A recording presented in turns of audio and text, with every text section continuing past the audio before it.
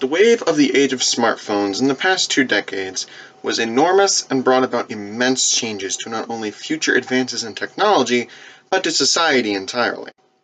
Before this time, cell phones were usually used by business workers and teenagers in particular. The wide variety of uses and abilities within smartphones quickly brought them into the hands of everyone around us and easily got us addicted. We are now a society that generally cannot go one day without our phones, or even go a few minutes without seeing someone else on their phone, and that includes young children. Along with the benefits smartphones bring to adults and older children and teenagers, younger children and infants also find themselves around the small digital screens just as much as us, if not more than us. And with the addition of apps and online services for children, with smartphone access gaining more attention in recent years, a debate sparked up on if the pros of young children using smartphones excessively outweigh the cons. And while the pros in this debate are not only helpful to children and parents alike, and do have a strong foundation, I personally believe young children and infants should not have access to cell phones at all because of the harmful effects it can bring later in life, the constant shoving of mindless entertainment in front of children, and because it simply lessens the quality of childhood and the memories of it when looking back. Ever since the invention of television, there has been warnings on the harmful effects of prolonged exposure to staring at a screen.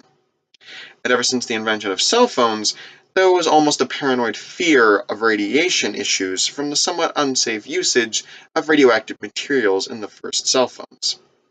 These days, however, with smartphones being a unique type of tech compared to previous kinds,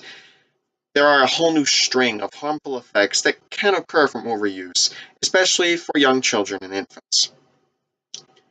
The area that can be hit the hardest is the brain, the early and still developing brain. According to pediatric therapist and biologist Chris Rowan,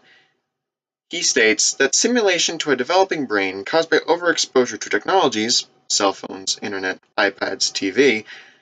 has been shown to be associated with excessive function, with executive functioning and attention deficit, cognitive delays, impaired learning, increased impulsivity, and decreased ability to self-regulate. From these issues of brain development, there are numerous ripple effects that can all take place from too much time being set in front of a small screen. These include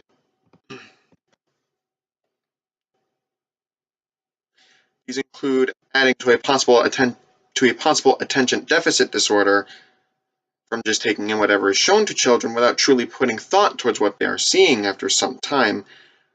increased risk of obesity from too much time spent sitting around on smartphones and tablets rather than moving around and having an exercisable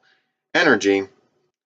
mental illnesses such as anxiety and depression, increased aggression from any unmonitored discovery of violent media on phones,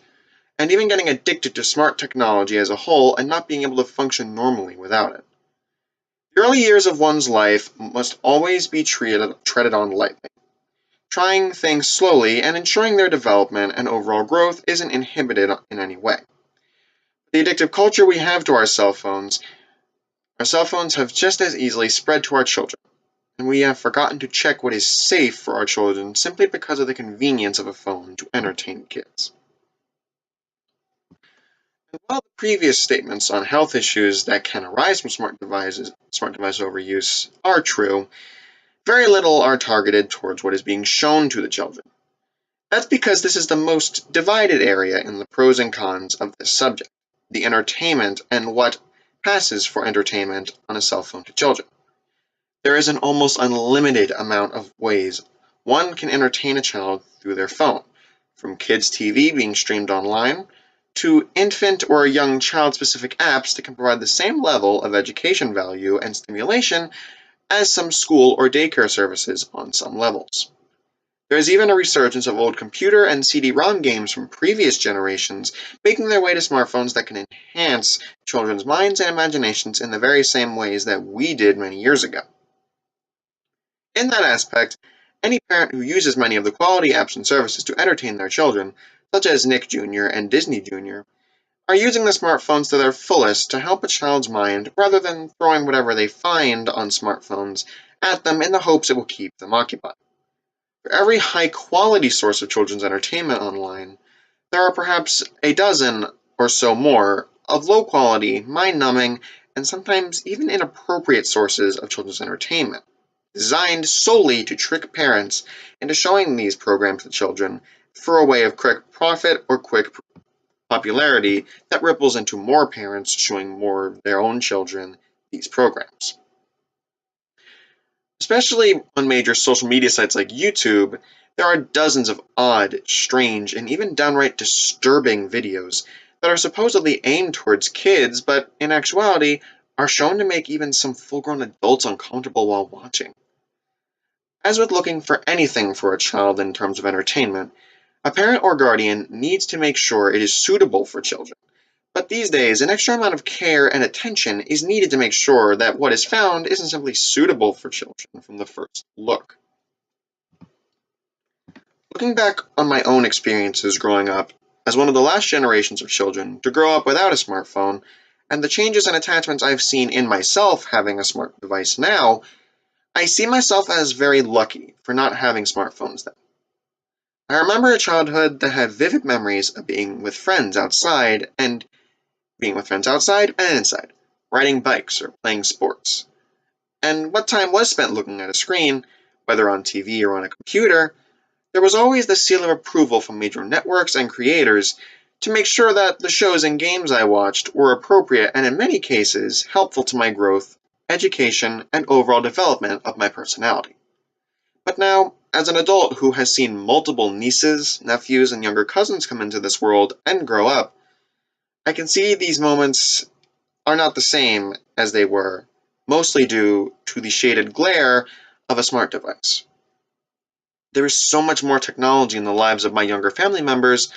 with a seemingly stronger ability to be sucked in by whatever is being shown to them on the screen than I ever was with television or computers. And while again, there are many good programs and services for my younger family members to be shown to watch and play on smart devices, I know I would rather see them read a paperback book rather than a digital book, to run outside in the open spaces rather than through an online game, and to spend time with real friends and family rather than characters that can only be perceived through a screen. And while, of course, the young children in my family do still spend time outside with friends and doing energizing activities, there is still, to me, too much time being spent on smart devices that do nothing more than to work as a mind numbing and, in some cases, distracting usage of technology from parents. To me, there is a magical spark to childhood that I want to see more of in modern children that I do see less of. To imagine in the real world with real people, to display their creativity and development as growing people in a better way. Even with the positive sides of it, to me there is no sadder an image than a young child in a world of so much wonder and opportunity for fun and good experiences only spending their days behind a screen. All in all, while smart devices have brought a whole new world of opportunities and experiences that can grow into further great inventions and creations that can change society for the better in the coming years, I still believe that they should be kept away from young children simply because of the harmful health issues that can come from overuse, the staggering amount of mindless or even inappropriate sources of entertainment running rampant through them, and the removal of integral memories and moments the youth of our world can spend so much doing so much more. And to every parent who does use a variation of smart technology to entertain or help educate their children, I am not trying to attack or to demean what you are doing. So long as you look with the same care and love to mention, as long as you care and love your child in the same way as any other parent would, and go through and decide to work forward to look to work towards showing them the same kinds of entertainment that many others of my age would do, I see you as a hardworking and ensuring parent that is making sure that smartphones are simply not being used as screens for mind numbing distraction, but are also used for quality education and helpful growth values. I only state that as someone who grew up without these kinds of devices, that they are really only for teenagers and adults, not children. And there are many other ways to go about entertaining your children that can open them up to a whole new world of wonder, discovery, and more enriching life experiences.